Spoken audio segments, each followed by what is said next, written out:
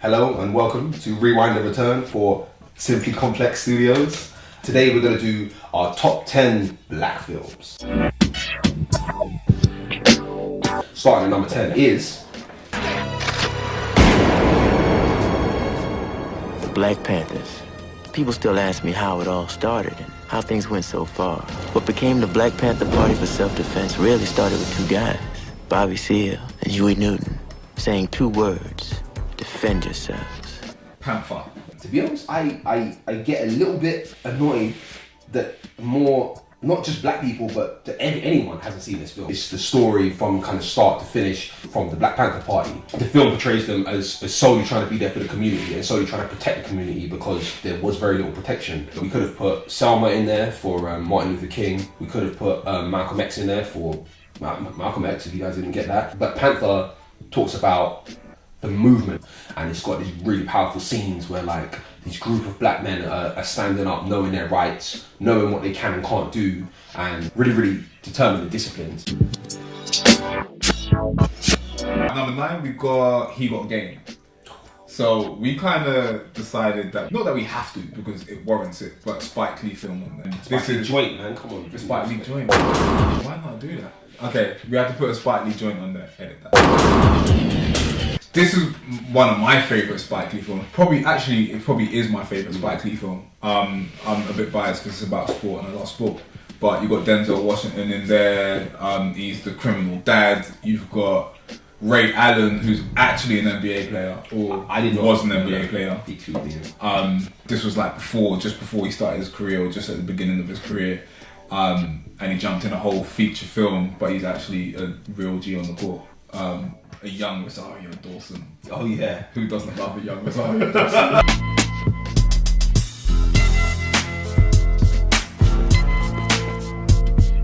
Who doesn't love an old Rosario Dawson? It's a dope film. Hard life of a black man growing up without his father and the father trying to get back into life. And playing basketball and having a really hard decision to make in terms of which school he chooses and the school's influence and trying to get to the kid through the dad and hard decisions to make. Spike Lee is always really creative with what he does in terms of how he puts films together and how he portrays a story. Oh, I love you, Jesus. Oh, I love you. No, I love you. I love you. Te amo. Jesus, te amo. Ay, que fiebre. Come on, man. Need some money. I love you so much. Yeah, no, really good filmmaking. The film is dope, so that's definitely got to go in there.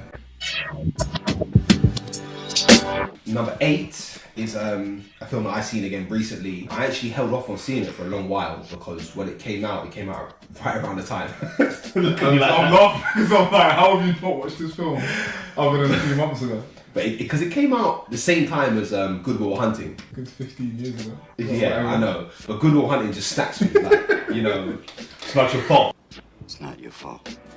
Don't fuck with me, all right? Don't fuck with me, Sean, not you. It's not your fault. And when I read the reviews, they were like very similar. You know, the whole the mentor and the counselor. Yeah. They both have kind of like an element of anger to them when they start off. Yeah. But obviously the difference is that one's a superstar genius and one just has to heal himself. Yeah. But Antoine Fisher, if you didn't get it already, Antoine Fisher is on number 8, which is another Denzel film. He's probably gonna be all over this list. Almost more than Samuel L. Jackson. Oh my god. No, to be fair. Yeah, I don't know, actually, close. I think he should just be there every week. Let's just do that, he's around.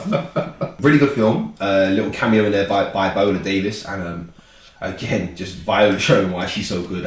It's just that scene at the end where I think she says like one line. She's like one line, and then I don't know if she says another word. Right. Antoine just talks. Yeah. But she's amazing. You can't take your eyes off the whole scene, and then she just drops this bit of emotion at the end, and you're just like, Jesus. She acts the shit out of everything she does. Viola. Yeah. Right. Hero. Yeah.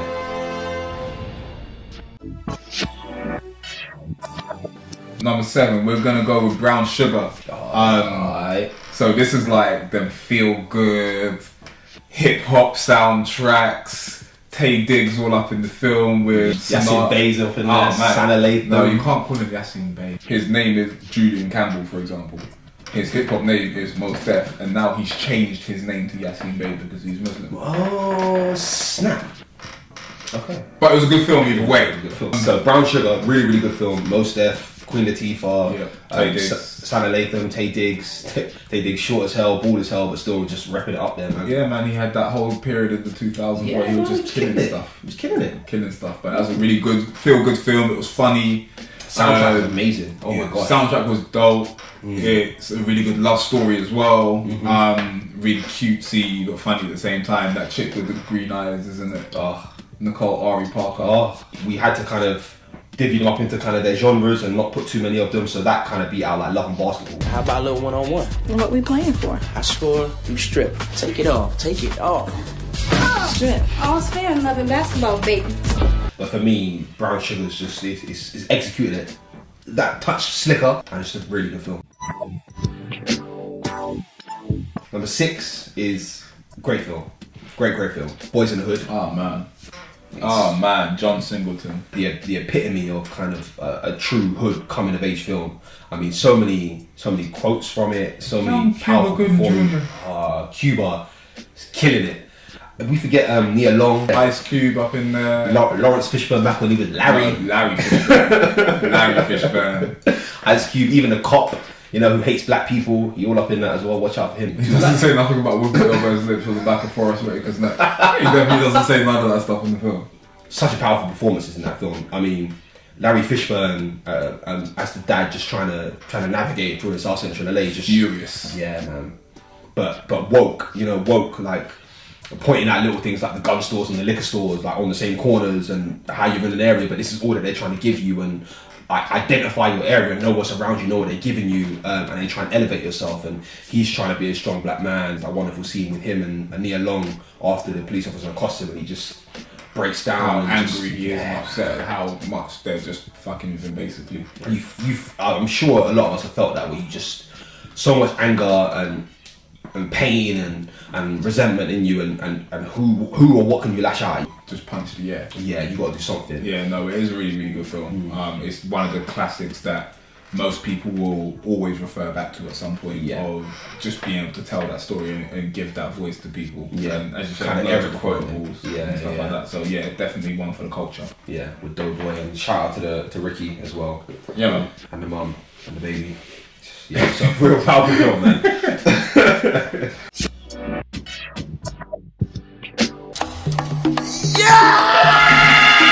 Number 5, we're gonna go with another sport film. I'm getting all the sports ones. I like that. Higher Learning. It's a great shout. Again, a John Singleton film. For me, like a superb cast. Superb. You look at some of the people that are in that and what they went on to do. He had like Busta Rhymes in there. He had Ice Cube in there. Leah Long again. No, not Leah Long. No, that was Tyra Regina Banks. King. It was Tyra Banks. And Regina King. Oh, and Regina King was in there as Tyra well. Banks. Lawrence Fishburne, who was probably still Larry at that point. Still Larry at that point. I always forget the Mike Epps. It's not Mike Yeah, Epps. Mike Epps. Omar Epps. Omar Epps. See? Damn it, man. See? He wants to do what I do. A really, really dope film about racial segregation in and how the pressures of being at university. So on the one side, the black students are trying to find themselves and figure out their identity in school and at university. You've got the loner kid that gets kind of brainwashed or indoctrinated by some... Michael Rapport. Again, Rappaport, is it? Yeah. The cook among the cracker killers. Yeah. I hope the cracker killers pay well, otherwise it's back to the ghetto you go. You got the middle class white girls. You know, the chick who's in that, the white chick who's in that, I forget her real name, but she played like Buffy the Vampire Slayer in the original film. Random, I know. Jennifer Connelly's in that. Really, really well put together film. Yeah. John Singleton, that was epic, and keep going.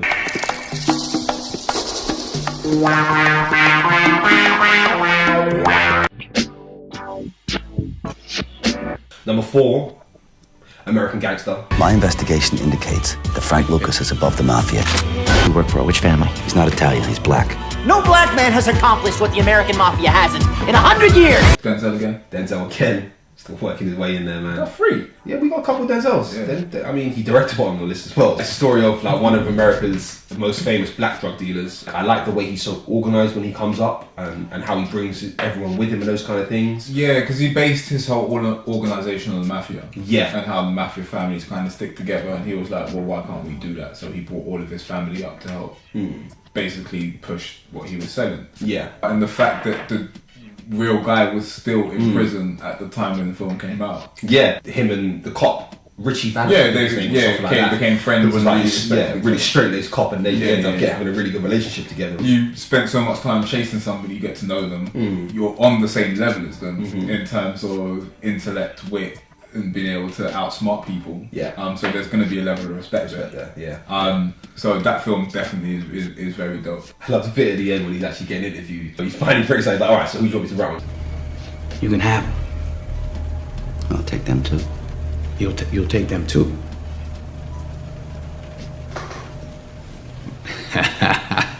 No, you didn't. You talking about police? You want police?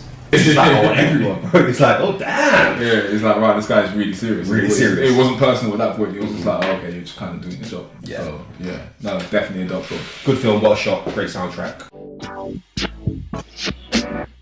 Number 3 is full-on classic, full-on quotable, full-on Gary Gray film. I like F. Gary Gray as a director. I think he's really good.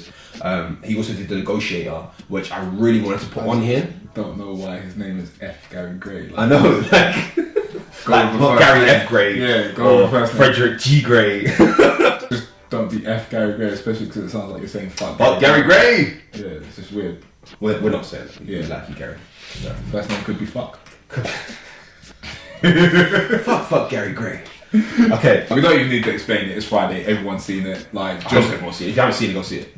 An amazing film about nothing really happens. Just two guys hanging out on a Friday and haven't really got shit to do, and the shit that happens when you ain't got shit to do. So that's kind of all you really need to say about that.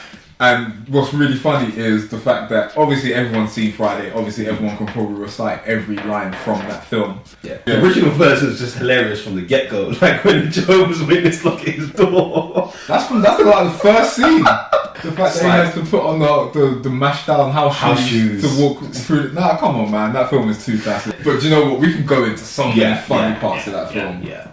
We'll just roll a couple. Here come Debo. Give me your stuff. You want me to ask for my bike back? What bike? The one I let you use a couple of weeks ago. Damn! Now, Dana told me about that big snake situation. Big worm. Big worm, big hole, big... I don't give a damn! ¿Y qué te monoto? Me decime que me meto más de esto. I said the hip. I'm gonna kill you and Smokey. You need a job. You need a wig. Absolute classic. Still lives to this day. Came out in the early to mid 90s. Yeah. Still lives to this day. Still. Y'all ain't never got two things that match. Either y'all got Kool-Aid, no sugar, peanut butter, no jelly, ham, no burger. Damn. Number 2. We're gonna go with The Color Purple. I said hell.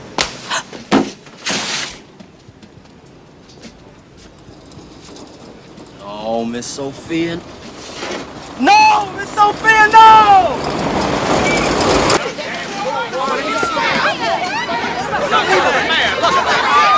Get my children out of here!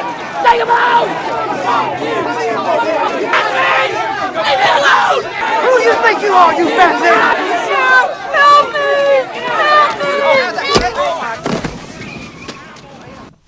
Which, again, is like an amazing...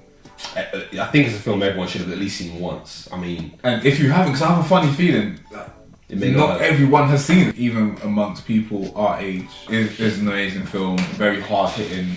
You're talking about massively hard hitting. You're talking about an epic film. You're talking about a Steven Spielberg film, which was slightly controversial in itself, and one of the best directors of all time ever. Yeah. So you're in good hands, and then you club onto that Oprah Winfrey, Whoopi Goldberg, Danny Glover, Lawrence Fishburne, who was probably still Larry at that point. Jeez, it's just stupid. The cast is insane, and all of them just do an absolutely incredible job in terms of, I mean, some of the stuff that Oprah Winfrey's been through in her personal life, for example. Like, you can draw on all of that in this film because the film is it's really hard to watch. But so uplifting as well. That's the major thing you take away from The Color Purple is like, is by the end of it and you see what she actually still gets to keep and what Celie's character goes through. Yeah. I'll go with that. You know that chest off like. Oh yeah. He's not farting. It's just the chair. It's the chair spinning, and he will have this chair next week. I promise you. Until you do right by me, everything you think about is gonna crumble. Don't do it, Miss Celia. Don't trade places with what I've been through. Who you think you is? You can't cuss nobody. Look at you. You're black, you're poor, you're ugly, you're a woman, you're nothing at all. Till you do right by me, everything you even think about gonna fail. Which leads us to our top pick on number 1. Overall number 1, and I'm not even angry. Like, I don't think, even if this isn't your number 1 film, I think you will be able to look at it and go, oh yeah, fair. Like, I can see why you put that there. What about Rocky Marciano? Oh, there they go. There they go. Every time I start talking about boxing, a white man got to pull Rocky Marciano out their ass. That's the one. That's the one. Rocky Marciano. Rocky Marciano. Let me tell you something wonderful. Rocky Marciano was good, but compared to Joe Louis, Rocky Marciano ain't shit. He beat Joe Louis's ass. That's right, he did whoop Joe Louis' ass.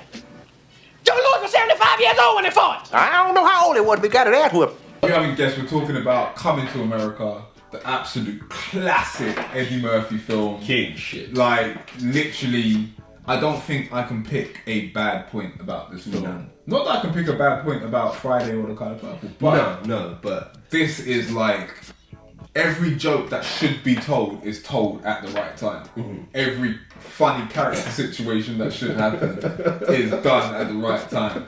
Obviously Samuel L. Jackson's in there, because why wouldn't he be? Even when he doesn't need to be in a film, he's still in it. just sneaks in.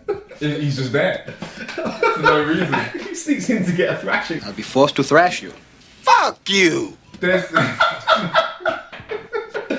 I'm genuinely gonna cry tears because I just start remembering so many little things from this film. Thrashing. It's just little things like that. It's little things like the McDowell's. The McDonald's arches. McDowell's. Oh man. The Soul Glow.